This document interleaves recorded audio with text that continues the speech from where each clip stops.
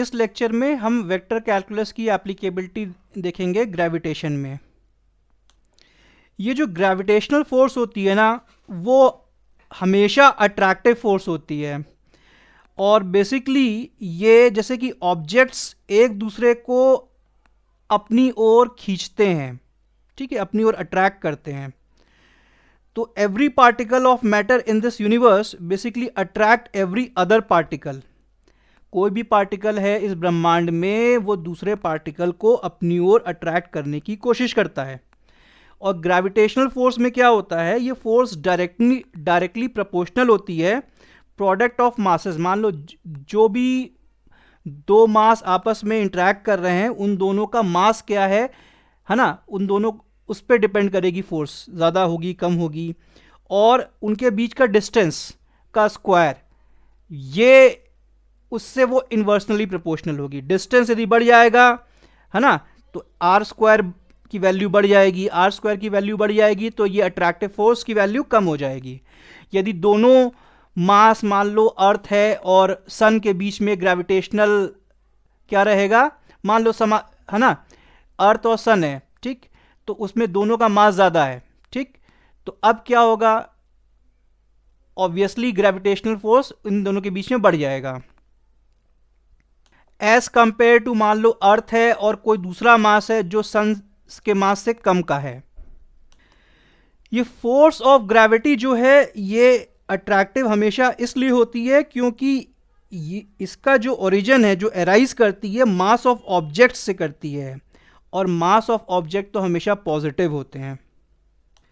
दूसरी fundamental forces जैसे हम इलेक्ट्रोमैग्नेटिज्म में देखते हैं ना, इलेक्ट्रोस्टैटिक फोर्स, वो अट्रैक्टिव भी हो सकती है, रिपल्सिव भी हो सकती है, लेकिन ये जो ग्रेविटी है ये हमेशा अट्रैक्टिव फोर्स ही रहेगी। यदि हम आइंस्टीन की थ्योरी देखेंगे जनरल रिलेटिविटी की, तो उसमें क्या होता है, ग्रेविटी को डिस्क्राइब किया गया है as a curvature of space and time caused by mass and energy. तो ग्रेविटी बेसिकली कैसे डिस्क्राइब की गई है, curvature of space and time, और ये curvature of space of time को कौन कॉज कर रहा है, मास और एनर्जी, और ये जो कर्वेचर है ये हमेशा अट्रैक्शन को लीड करता है। तो हमें अब क्लियर हो गया कि ये जो ग्रेविटेशनल फील्ड है ये वेक्टर फील्ड है, और इसमें हम लोग यूटिलिटी देखेंगे ग्रेडियंट की और डाइवर्जेंस की। हमने ये देखा कि यदि डेल ऑपरेटर को हम इंटरैक्ट कराते हैं स्केलर ग्रेविटेशनल पोटेंशियल के साथ में, ठीक है, ये माइनस साइन भी रहेगा, तो हमको एक फील्ड वेक्टर मिलता है, वो ये, that is this G vector. और जब इस जी वेक्टर का हम इंटरेक्शन कराएंगे डॉट प्रोडक्ट में, है ना, डेल ऑपरेटर के साथ में, जिसको कहते हैं डाइवर्जेंस, है ना, डाइवर्जेंस ऑफ जी वेक्टर या ग्रेविटेशनल फील्ड का वेक्टर, तब हमको मिलेगा इसका रिजल्ट -4 पाई कैपिटल जी और रो। ये बेसिकली पॉइजन्स इक्वेशन है। इसमें जो कैपिटल जी है ये तो ग्रेविटेशनल कांस्टेंट आपको पता ही है, और रो जो बेसिकली है ये भाई मास डेंसिटी है। देखो ग्रेविटेशन में मास का खेल है ना, इलेक्ट्रोस्टैटिक्स में चार्ज का खेल है, तो यहां पर ये रो क्या है, मास डेंसिटी। अब ये जो इक्वेशन है ये बेसिकली कॉन्सिक्वेंस है गॉस लॉ फॉर ग्रेविटी। ये बेसिकली आपका जो ग्रेविटेशनल फील्ड वेक्टर जो आपका ये है, ये gravitational force per unit mass होता है। क्या होता है, gravitational force per unit mass at a given point in space. और ये आपकी जो रो है ये बेसिकली रिप्रेजेंट करता है मास पर यूनिट वॉल्यूम। कोई पर्टिकुलर पॉइंट पर ये मास पर यूनिट वॉल्यूम को रिप्रेजेंट कर रहा है। तो जब हम लोग डाइवर्जेंस की बात कर रहे हैं तो ये बेसिकली दिखाएगा कि आउटवर्ड फ्लो हो रहा है कि इनवर्ड फ्लो हो रहा है of A vector field at a point.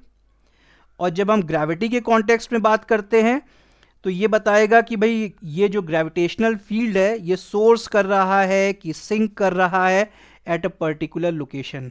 मान लो अब ये जो आपकी मास डेंसिटी है, ठीक है, ये इसकी वैल्यू जीरो है, रो की वैल्यू जीरो है। इसका मतलब क्या हो गया?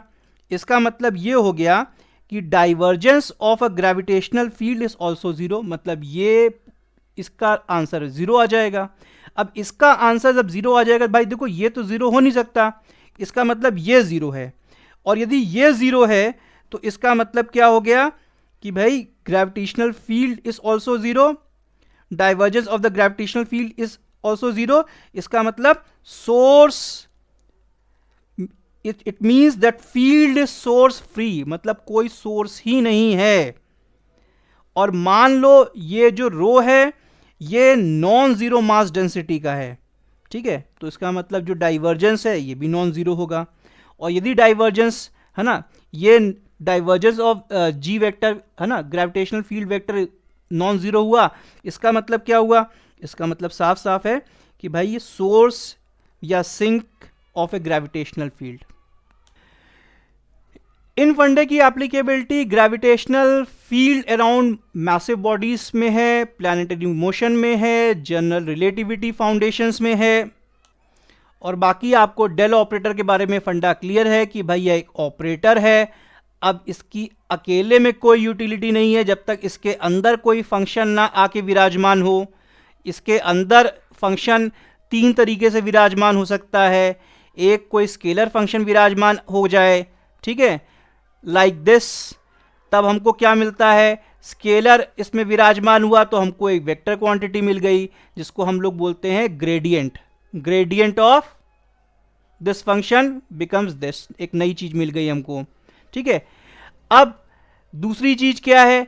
इसी डेल ऑपरेटर को जब हम डॉट प्रोडक्ट लेते हैं किसी वेक्टर के साथ में, एग्जाम्पल आपका ये, इसका मतलब क्या है कि ये जो वेक्टर की जो भी लाइंस है ये कैसे डाइवर्ज कर रही है, कन्वर्ज कर रही है, आउटवर्ड फ्लो कर रही है, इनवर्ड फ्लो कर रही है, इसके बारे में जानकारी मिल जाती है। और इसी के अलावा जब हम कर्ल लेते हैं इसका with respect to some vector, तो वो हमको एक तरीके से बताता है कि रोटेशनल मूवमेंट के बारे में बताता है ऑफ दैट वेक्टर।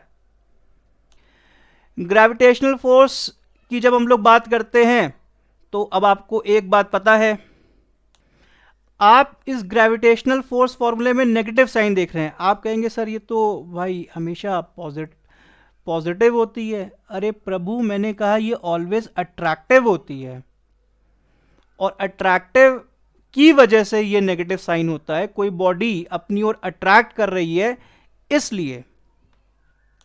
अब इसको आसान भाषा में समझो, मान लो ये एक बड़ी मास है, मान लो सन है, ठीक है, और ये ओरिजिन पे बैठा हुआ है। ये पीला वाला अर्थ है, ठीक है, ये इसको आप एक्स एक्सिस ही मान लो, ठीक है, तो ये ओरिजिन है, अर्थ यहां पर है। तो अब यहां पर ये एक लाइन है, स्ट्रेट लाइन, जो इनको ज्वाइन कर रही है। तो अब यदि यूनिट वेक्टर की ऐसे बात करोगे तो इसमें यूनिट वेक्टर कौन सा होगा? तो यूनिट वेक्टर इसका मान लो जो भी होता है, मान लो हमने आई कैप मान लिया, तो आई कैप वैसे किस तरफ पॉइंट करेगा? ओरिजिन से आगे बढ़ेगा, ठीक है, तो पॉजिटिव रहेगा। अब लेकिन ये फोर्स जो सन है, आपको पता है कि अर्थ को अपनी ओर घसीट लेती है, ठीक है, ये अपनी ओर घसीट रही है।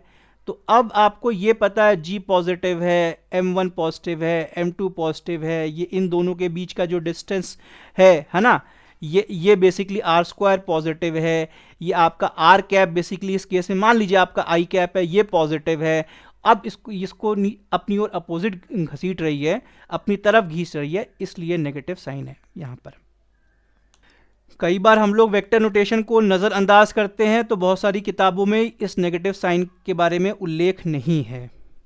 तो जी आपको पता है ग्रेविटेशनल कांस्टेंट होता है, उसकी वैल्यू क्या होती है? 6.6743 into 10 to the power of -11। अब ये देख लो भैया, मीटर क्यूब, ये kg -1 और ये s -2, ये सेकेंड है, ये kg है, k छोटा रहेगा, ठीक है। और r कैप क्या है? यूनिट वेक्टर टुवर्ड्स मास, f वेक्टर आपका ग्रेविटेशनल फोर्स है। अब मान लो एक एग्जाम्पल हम कर रहे हैं, मान लो दो मासेस हैं, दोनों का मास 1 kg का है, वो 1 मीटर अपार्ट हैं, तो भैया फोर्स क्या होगी? फोर्स सीधे सीधे देखो, इसकी वैल्यू 1 है, इसकी वैल्यू 1 है, इनकी वैल्यू 1 है, तो सीधे सीधे भैया जो फोर्स है प्रभु वो सीधे सीधे जी की वैल्यू पे डिपेंड करेगी, ठीक है। और सीधे सीधे आपने क्या लिख दिया, अब जी की जो भी वैल्यू है बस अब फोर्स की सीधे यूनिट चिपकानी यहाँ पे Newton. Is this point clear?